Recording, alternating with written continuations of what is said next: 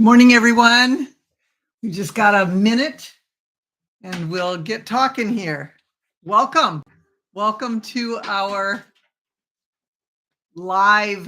I guess we're calling it daytime live. I don't know. Maybe we should call it early bird. For some of you, this is kind of early, but I'm excited to have you here and excited to visit with you today. We're a little bit early today because we've got some traveling going on. And so I kind of scheduled this at 10 o'clock. Normally we do 1 o'clock, but for those who have not gotten up yet, this is way too early for you. You can tune in. They can tune in later and watch it taped. So, but then we miss the interaction, and I think that's the best part. I really like that part of it. So anyway, welcome everybody. I'm so excited. Be sure to like and subscribe. I don't know if we've hit 19,000 subscribers yet. We were like 4 away when I looked at it this morning. So hopefully there are 4 of you out there that will subscribe to our channel and pop us over that 19,000 mark. Isn't that unbelievable? Another huge announcement. We have had over 1 million views. Actually, it's like 1 million, several, 26,000 or something like that. It's real. I mean, it's really high. 1 million. Can you believe that? It's been 1 year since April 4th. So by the time we have our next live, we'll be popped over that 1 year mark. And I'm just so thankful to each of you for participating, for joining me. Thank you very much.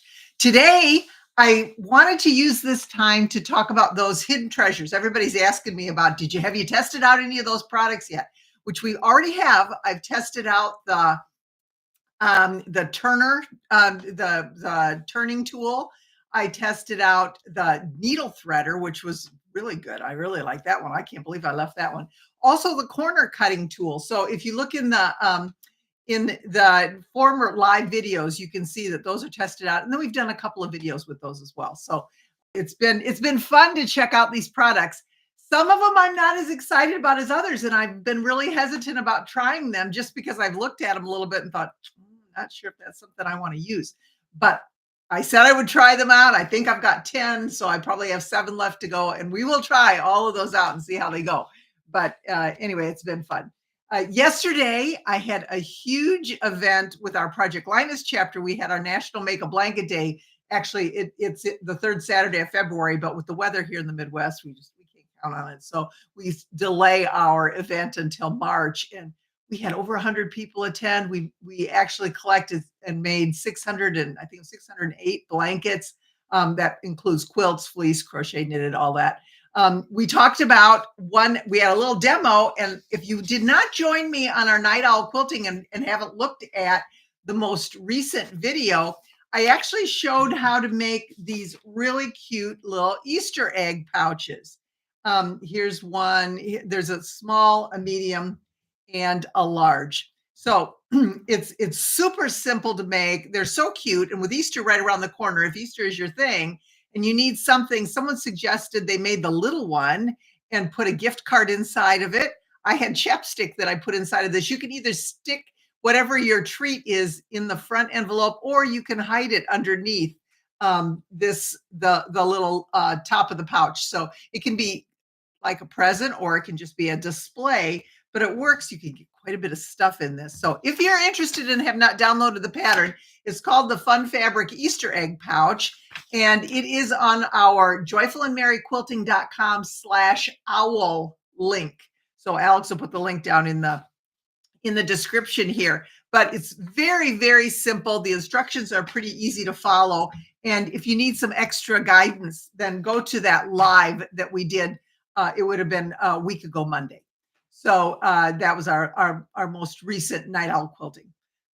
So anyway, one more promo for our course. It's our Ultimate Quilting course. It's basically, I just want to give you a little rundown if you're not familiar. The deadline actually to get the discount for registration was yesterday. But we do have a promo code, Last Chance, all one word. If you go to joyfulandmerryquilting.com, and the link is in the description, and you enter that in, you'll still get a 30% discount on the course price. And it is just really a fun course. We've already done it once. We're in our second course now, but we like to keep it as one group so that everybody is kind of working together. If you don't register today, we've our lives, we have live chats, four of those. Our first one is tomorrow night. So we have three scheduled just based on people's schedules. And that's kind of our intro where I'm going to give you all the nitty gritty on what we're doing and how to prepare and that sort of thing. The lessons actually start on Monday. It's an 8-week course. So it's going to go 8 weeks. And then at the end of the 8 weeks, I don't have the quilt displayed here, but you will have not only a beautiful quilt, but you're going to learn just so many different things. Now, I just have, there's a few things that I want to share in case you do have questions. First of all, is this for like real beginners? I mean, like people who don't know anything about quilting at all? Absolutely. This takes you from start, way back start, right at the beginning start, along with some history and some fun stuff as well. So it's very much for beginners in quilting. You just follow along. But if you already have a knowledge of quilting, it's good for you too, because we do talk about just a lot of tips and different aspects of quilting that you may not be familiar with. And I delved pretty deeply into that sort of thing, especially at the very beginning. We also have Quilter's Yoga. Quilter's Yoga is by Carrie, who is a certified yoga instructor.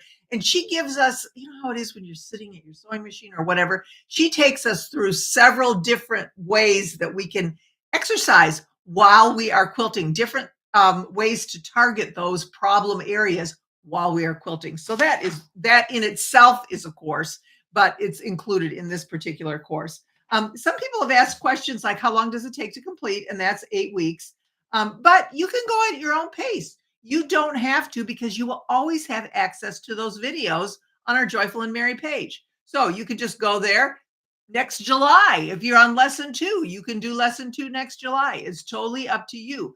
You are able to choose your schedule. But if you stick with the 8 weeks, then and participate in the chats, don't put it off, you're going to go start to finish. And then at the end of those 8 weeks, you'll be ready to start something even more challenging as we create more courses. So that's one of the reasons for sticking with the schedule, just so that you'll be ready to take on something new when this particular course is completed.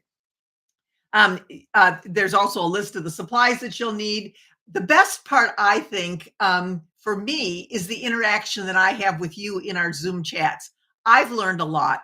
Those in the course have learned a lot. So anyway, I think that's something that's really important. The lessons take 10 to 30 minutes. It just kind of depends. The Zooms are about 30 minutes. Can you access on mobile devices? Yeah, you can do it on mobile devices as well. But if you want to print anything out, usually works better to do that on your laptop or on your PC. What is different about this course? Now, I just want you to know that this course is actually, it's a roadmap. It's going to take you from beginning to confident beginner. We're not taking you to, if you're planning on being an expert quilter and entering a quilt in a show, anticipating a first place win at the end of this course, well, I don't know, unless you're just really, really, really, really gifted. I'm not sure that I can take you to that point that quickly. But you will be confident enough to start pursuing other patterns and trying to test other things out. So I just wanted to let you know about that. Remember, it's last chance. Just go to joyfulandmerryquilting.com. The course is there in the store. And if you enter that promo code, you'll be able to get that discount before we get started. Now, don't forget, if you already signed up, sign up for the Zoom course. I mean, for the Zoom chats, the 3 that we're going to be having these next 3 days. We have one, I think it's Wednesday, Thursday, and Saturday. So pick your favorite time of day, and then we will have that chat. It makes a huge difference just to be able to interact personally with you, and I love that part. Okay, so enough of that. Let's talk about, oh, my quilt behind me. Thank you for the comment. That's our Embracing Our Scraps quilt. And we still have that pattern available. I mean, we will always have that pattern available. It's in our store. Go ahead if you're interested in the pattern. It's just so much fun, and it's such a scrap buster. I absolutely love it. I love using it. I'm sorry. Alex just told me the course cannot be found in the store because it's closed. But it is in the description. So go to the description And that's where you're going to find the link to get there. So this is just for people that are on the live today. Nobody else is going to know about the last chance. So that was just one of the things we threw in at the end. But we have a huge class, so I'm really excited. That's why we've divided it up into 3 days and several chat sessions per day so that we can be very interactive and very personal. So anyway, I'm sorry. Yeah. So don't look in the store. Go to the description here and you'll find that link. Also, if you're looking for, I don't remember if I told you, but for the Easter egg pattern, it's joyfulquilting.com/owl. That's where we keep all of our owl patterns, our night owl quilting. They don't stay there. They change out every time we have a new one that comes in. So if you want it, even if you're not going to make it right now, you might want to download that. So today I am going, I'm going to talk to you about the tool that I presented, and it was called, sideways. I'm trying to not get the glare here. It's the OmniGrid Fussy Cut Ruler. And I thought this was really a cool looking tool when I saw it. And when I refound it, because I've just been basically playing with my ruler and, I'll take, say I want a 3.5 inch fussy cut square with something right in the center of it. I'll take my, 6.5 inch ruler and I'll try and figure out, okay, where's the center of 3.5, and I'll move it here and then I'll mark it. But, you can't, I have to mark part of it and then mark the other. Well, there are rulers out there that let you do that. And of course, being the ruler person that I am, I would never turn down a good ruler. I bought one. Well, in fact, I bought one, this one, and then I have another one. I bought two. I didn't know I bought one, so I bought two. And I don't know when I bought them, but this is the Fussy Cut Ruler by Creative Grids. It's the 12.5 inch. And so I've had this forever, and I have used it. But when I found this one, I thought, oh, this one looks so much easier. Okay, they always look different in the picture, Then when you open up the package, they don't always look exactly the way you had anticipated. And that's kind of the case for this one. So I'm going to show you what I've learned from it and how to use this ruler. I'm going to compare it to my Creative Grids ruler. And, if you have any suggestions or you used it, please put them in the comments in the chat, because it could be that I'm not doing this exactly correctly. Now, the information on the back of this basically is, it's in 3 languages, which is why there's so much info here. But the English version says Fussy Cut Templates, and it says contains 2 templates. So there's 2 pieces in here, and I'll show you.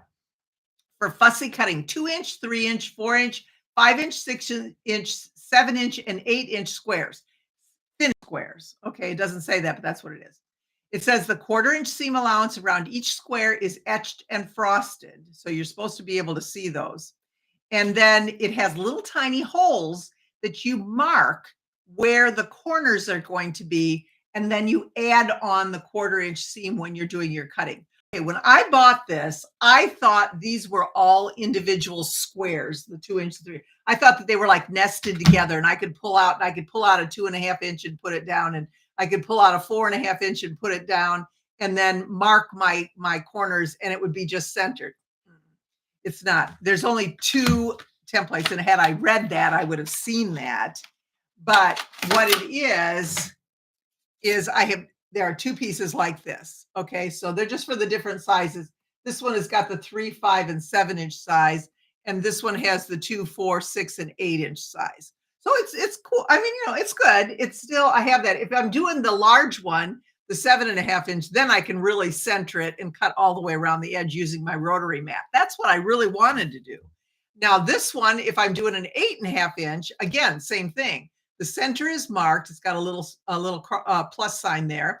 And then I can actually mark on this one. I will put my pencil in the little holes and mark where the position where my cutting is going to be. So I've got, this is the inside little circles that I would put my pencil in are for the 2 inch marking. And then the outside of the frosted area is for my seam allowance. So, okay, so that it looked good and you can see it. Now, what my complaint about this one, and it's really hard for you to see because here, is that it has so many lines on it. I mean, the dashed lines, it has the dark lines. So the dashed lines are actually the outside lines for the seam allowance. And then the inside lines are the actual finished square. So if you look at the, sorry, if you look, it has, if you're doing a 1 inch right here, the dark line is the actual, that's a, oops, a 1 inch square right there. Okay, I'm going backwards right here. Okay, right there. And then the dashed line around the edge is the seam allowance. Okay, so I looked it up again because I've had this for a long time, and the new ones don't appear to have those dashed lines. So I printed a copy of it that I found online. It may be a white line. You can't see it on here. I tried to focus in on it on the computer, but I couldn't really tell. But I thought, oh, this would be easier because then I wouldn't have all those lines that were in the way.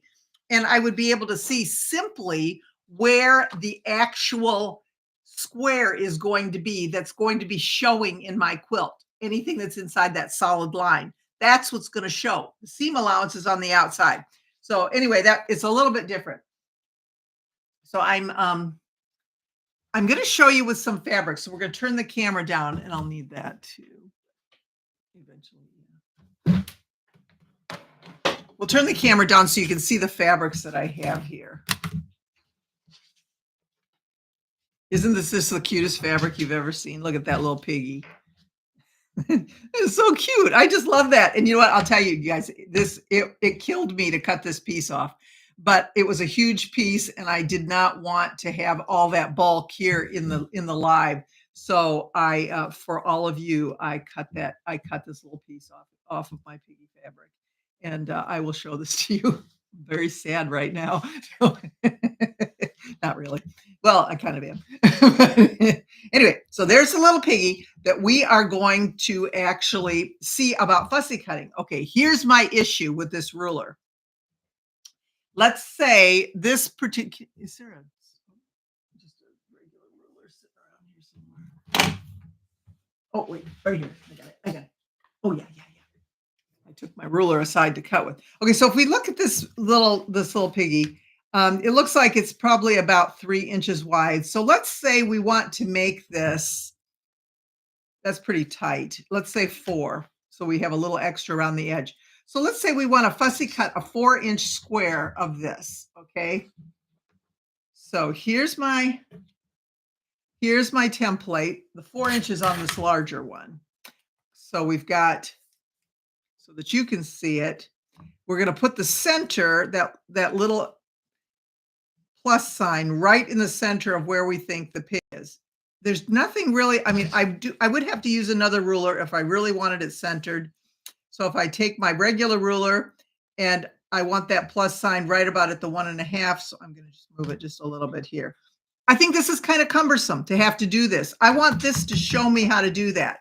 Okay, can you even see the frost? I can't even see it, and I'm looking right at it. It's here. There's frosted parts here. There's frosted here. But with this white fabric and the white frost, you can't see it. So that part is meaningless on this particular template.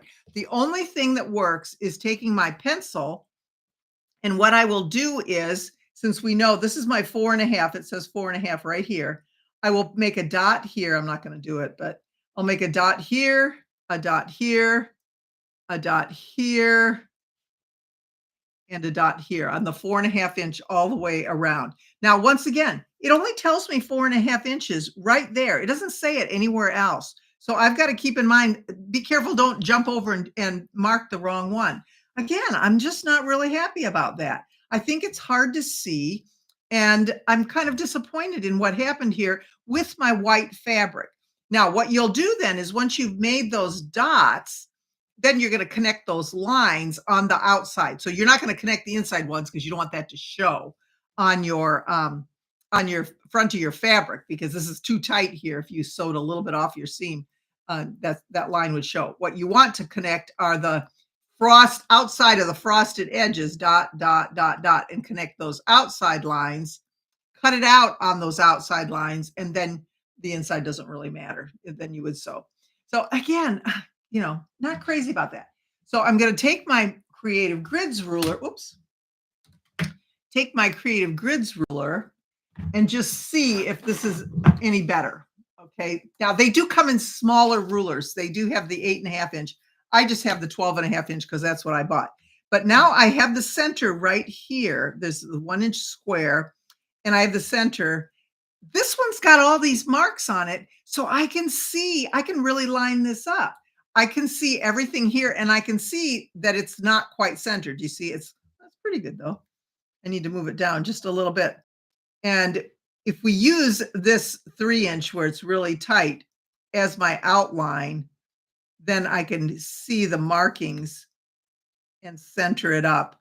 And I can, not that I'm going to use this 3 inch to cut, but I'm using it to size it up. I like that, being able to see that. Now I know why I bought this ruler and I know why I bought it twice. So then what we'll do is, since we said we wanted to make this, actually, we're going to make it a little bit larger. We're going to make it a 4 inch square, which is this line right here. Then the dashed line would be right here. So I'd make a dot and a dot and a dot and a dot. And you'll need to do it with a pencil or something that's going to show up so you don't lose that dot in the midst of all of the pattern markings. So, I'm not marking on here. I'm just going to show you that's where you would do that. But you can use a red pencil, a green one, depending on what you're doing. You can use a heat erase marker. So that would be really a good choice because you're going to cut it out just pretty quick. So this is water soluble. And, we have all sorts of different ones. We have this one. We have the disappearing ink one. So here's the, I'm just going to show you with this one because this one's pink and it's disappearing. So it'll go away pretty fast. But then I would actually take and I would mark that, since I'm doing 4.5, I would mark here. And then I would mark here. And then I would mark here. And then I would mark here. So there's no need for that inside little dot in there. When I take it out, then I can see where my markings are. And then I'm going to just, you can draw the line here if you want. I'm going to do that because I know this is going to go away, so it doesn't matter. But you can see my markings are here. And I'm just connecting the dots. One. And then I'm going to connect the dots here. 2. Connect the dots here. And I know I'm supposed to be talking about that OmniGrid, but you know what? For this particular fabric, this is why I have more than one ruler. Okay, so it's already disappearing with this one. You can see that it's going, but I can quickly then cut that out, and my little pig is just right in place. So that works, I think, best with the Creative Grids ruler. Now, so I thought, well, it's got to work. I mean, so let's try a dark fabric. Let's say we want to fussy cut out this golf bag here with the flowers in it. Okay, so this is on black fabric, and I'm wondering, would this be better? So let's take a look and see. And yeah, absolutely better. Look at that. Now I can see all of those markings. So this is really good when it comes to the dark fabric. So now I feel better because I feel like, well, maybe this wasn't a bad purchase. Maybe this is something that I can use. I'm still needing to center my golf bag, and I want to make sure. And what I like about this is you can see exactly where something is going to be covered up in that frosted area. So if you don't care, the tops of the flowers right here will be inside the seam allowance because this is where I would mark it. And this is the outside. So this is my 1/4 inch seam. Anything in that frosted area will not show, which includes the base of my, well, actually this is too small. So it includes everything here. So this is not centered properly. You can see I've got way too much down here and not enough here. So let's just move that up a little bit.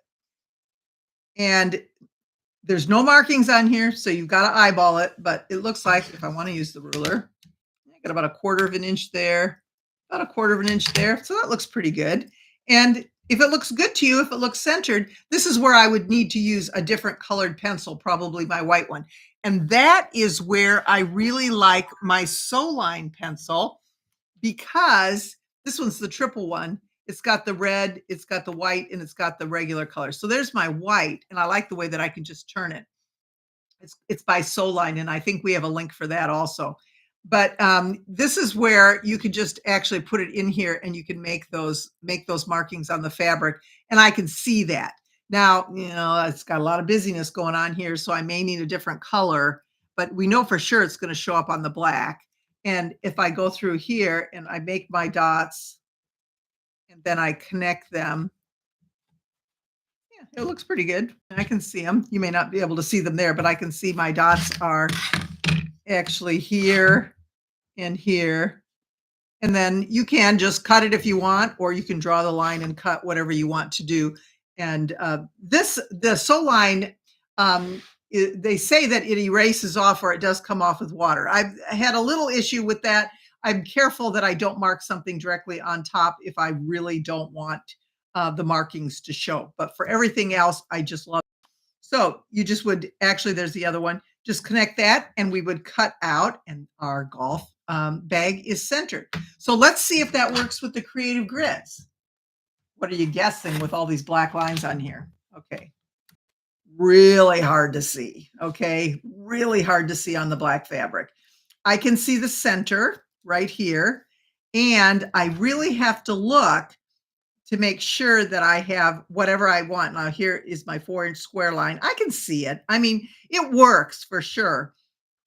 And I can, where I need to mark it, this is my 3.5 inch, and I can actually go around and mark that and center it as I want. But for me, there's a lot of room for error here. And I feel like I could easily make a big, huge mistake when I'm marking and then cutting, just because I can't see it real well. So of course we measure twice, cut once, but I never do that. And that's why I waste a lot of fabric. So we want to make sure that we have everything centered the way that we want it. So with the black fabric, the creative grids, I definitely say this is the way to go. Look at the difference in that. I mean, it's huge. So then I thought, okay, I don't use a lot. I use more of the light fabrics than I use of the dark fabrics. I don't use a lot of the black fabrics if I was fussy cutting, but I do use a lot of the medium fabrics, blues, reds, and yellows, and oranges. So I've got this nice big piece right here, this little Mario. And let's say we've got Mario right there, and we want to fussy cut a big piece with Mario right in the center. We don't want to cut all these guys out. We still want to have them there, but we want Mario to be right in the center. So this is the piece that I had. And let's take that. These go up to 8.5 inches. So let's say we're going to do an 8.5 inch. And we're going to put this on so that Mario is right in the center. And so I just kind of, just going to wiggle it around. But I want it to be this big. So I've got some of these guys in here, and this face is in here, and this is in here. And we can see then this is where the frosted area is right here. So that will be hidden because it's 8.5 inch, and that will give us that 8-inch finished square. So Mario's in the center. He's our focal point, and the rest looks good. I mean, I don't have to really do anything else. Once again, this is where I like not having all those lines on the ruler. I like the way this is so that I can see it. So again, I'm not disappointed in the ruler. I was a little disappointed when I first put it on the first fabric because of white, because I couldn't see this, and that looked very confusing. But the other fabrics, it looks really good. And it doesn't seem to me to be very difficult to see any of these squares. Now, I honestly don't think I would mark in the center of the little circle that is the outlining the actual finished piece, because I'm afraid that if I didn't sew this exactly right, my pencil marking would show on the front. What I would do is I'm marking on the outside of that that frosted area. Once again, you got to be really careful. Don't by mistake mark all of these right and this one wrong, because then you're going to have a crooked block. But I really like the way that shows up. Okay, so let's look at the creative grids and see how that goes. Um, so looking at this and putting Mario right in the center, it works, right? I mean, we still have our places where we cut this. We will mark that dash line, which is the seam allowance line. So it doesn't, this one doesn't have that other one that I told you I wouldn't necessarily use. This one is just the seam allowance. And if I center Mario right in this square, it's busy, but you got to get used to that as you look at it. So do I need two rulers? Do I need to order both sets? It just, okay, for me, yeah, I've got two sets. I got two of this one, but but that doesn't mean you have to do that. When I look at it and see what these both have, this one actually will work easily for all fabrics, pretty much, but you just have to really look. This one will also work for all fabrics. You just have to really be careful and look. I think each one has an advantage. My thought would be if you use a lot of the whites or something that's very light, where this does not show up easily, and on the camera it's not showing up, and I'm telling you in person it's not showing up either. But if you are doing a lot of the lighter fabrics, then I think I just need this one. I would just need the creative grids, and and they do have many different sizes. You can look. This is the big one because you can do all sorts, which I really like. But probably the 8.5 inches is the largest I probably would need. I'm not sure that I would ever fussy cut a 12.5 inch square. I just don't think that's going to happen. But totally, depends on what you're doing. So if I'm looking at this particular piece right here, definitely the dark shows up better. And the one that I told you about in here that looks like it doesn't have those dark lines, the dash lines, it may have a white line. I just can't see it on here. Either way, I think that would be very, that would work really well with this. It wouldn't have all those lines in there, the dash and the dark and all that. But it still does have the numbers and you can still see. I really like the way that I can center this, I think, a little more easily with those extra lines. So if I'm looking at this, I think this helps. Now, that's a great idea. Somebody suggested to use tape on the outside of these lines so that you can see it. And then you know exactly what you have. Great idea. Okay, so let's do that. Let's do that. Let's take our trusty tape, and I'm going to put it on here just so, knocking everything over. I'm going to put it on here just so that I can see. Now, what you want to do is you want to make sure that when you put it on there, that you're not covering up the holes. That's the only thing, is the holes are right on the outside. So I'm going to put my tape, and I'm doing this sloppy here. I'm sure I would do this a lot better if I was actually preparing something for it. So there's one and two. I'm just going to do it at the 2.5 inch just because it's right there. And 3. Little extra work, but if you like the frosted, I think it's worth the work. I think it's worth putting the extra piece of tape on here so that you can see it. Now, there's other things. You don't have to use masking tape either. There's other tapes that you can put on here that actually come off and can be reused. Okay, so now look. Now I have this. Now let's see what it does with our little piggy fabric. Oh, well, he's big. Let's do that flower instead. Okay. Gonna fussy cut that. Oh, look at that. So now we can, well, genius. Look at that. We can see it. Washi tape also works. That's true. And that a lot of the scrapbooking people use washi tape. I'd never even heard of washi tape before. WASHI. So then I would mark.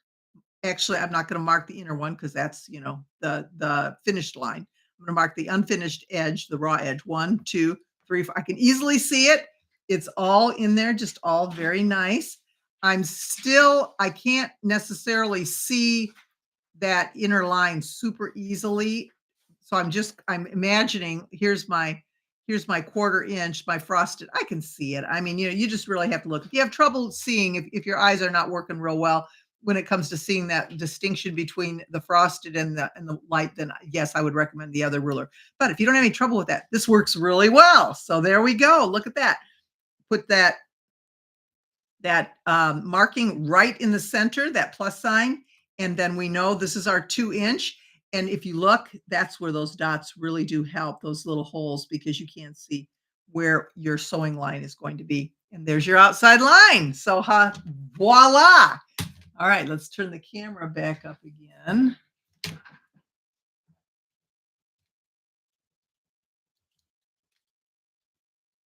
And there we go. What do you think? Okay, so the packaging that this came in, it looked like this, and it's your typical omni grid. I mean, that's omni grid colors and all that stuff. So we've got here's our omni grid. I've ordered this online actually, and I think that if I the question again, do we need two? Do we need both of these rulers? Do we need this one, which comes with two, or this one? I just think it depends on what you do. I think it depends on what you are cutting. Both are doable. Both can work. You just have to kind of get used to one or the other and then come up with your system when it comes to how you're going to cut. I think using the tape is a great way to do it, even on this ruler. You can still use that tape if you're cutting a lot and you want to make sure that you have that area, that focus area for your particular piece. That way, you really do decrease those chances of making a mistake. You can also, you don't have to put it exactly, if you're doing a 3.5 inch, you can put the tape on the 4.5 inch. And then keep in mind, we're doing 3.5 inch here, but it will still give you a really nice guide so that you can see where that centering is. So if you went 1 inch out on there, I think that would be good. I love to fussy cut, especially if I'm doing anything where I want a center of a square, whether it's a flower or a kid's print or who knows what. I love doing that. And I do think that I think it's difficult to do it with just a regular ruler. I don't know. I'm sure if you're really good at it and you can visualize that easily, but I make too many mistakes. I don't want to ruin the fabric. And when you are fussy cutting out of a piece and you've got one thing here that you really want, there's not a whole lot of Mario on this piece. So if I cut him out of here and I cut it wrong, I've wasted a huge piece of fabric and I'm cutting right out of the center. And I have to go way over to another part of that where he's positioned the same way.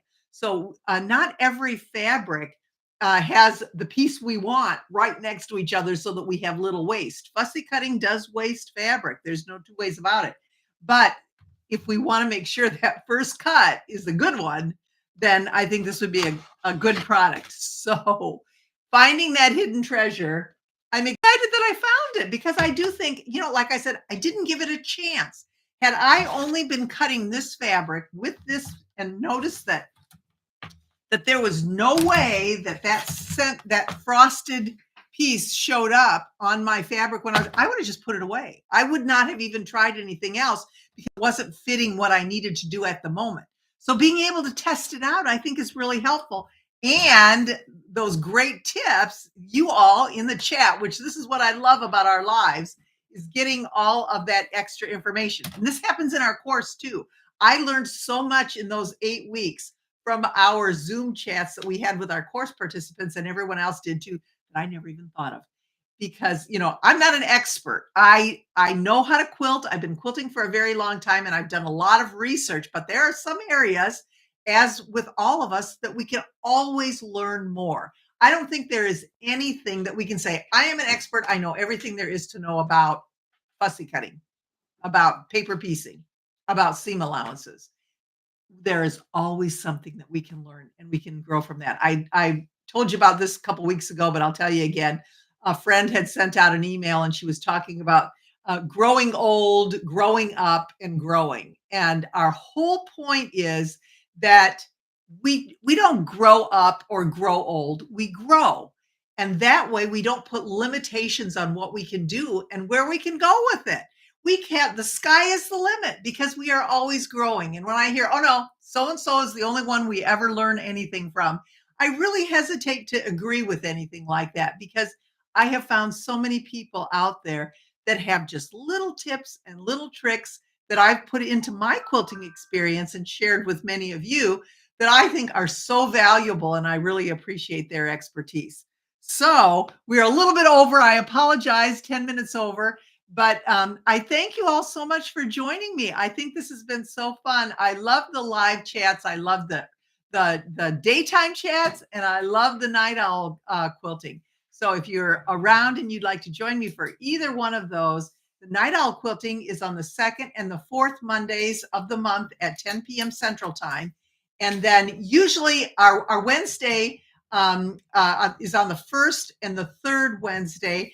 And the time hasn't been set in stone quite yet. We've done 10 o'clock, we've done 1 o'clock Central Time. So we'll see which seems to work best for everybody. If you wouldn't mind putting that in the comments section, what time works best for you, even if it's not this time, just what you would like. Maybe it's 5 o'clock, I don't know. But if you could put that, oh, somebody wanted to know who made the pig fabric. The piece is over on the table over there. I bought this actually on Etsy because I needed a pig fabric. And so I think I bought a half yard piece. And I'll see if it's written in the selvage edge. Yeah, there is, but it's you know what? I got the cut that's not the cut that doesn't have the writing on it. So I'll look it up. I'll look it up and then I'll post it in the description as soon as I find it. I'll tell you what it's called. It's so adorable and I just love it. It hasn't been that long since I bought it, so hopefully it's still out there. But a lot of times when it's on Etsy, it's people that have it in their stash or in their shops, and it may not be available any longer from the manufacturer. So I'll check and I'll put that link. It really is cute. I really love it. So anyway, thank you everybody for joining me. Please like and subscribe. I want to check and see if we've got that 19,000. I really hope so, but we're really going for 20,000 and I'm excited about that. So it's just been going by leaps and bounds when it comes to the growth of our channel. And I will keep you posted. We're going to talk more about the Quilt Guild, the Joyful and Merry Community Quilt Guild. That's coming up. That's for another session. No time for that now. But if you haven't registered for the course, it's your last chance. Last chance. We can't assure you that you're going to get this price ever again, depending on what happens with our next. It will come again, but it won't be for this price. I am so glad you found me, Tammy. Thank you for joining me. It's so exciting to see new people that have joined our group. And welcome, welcome, welcome to everybody.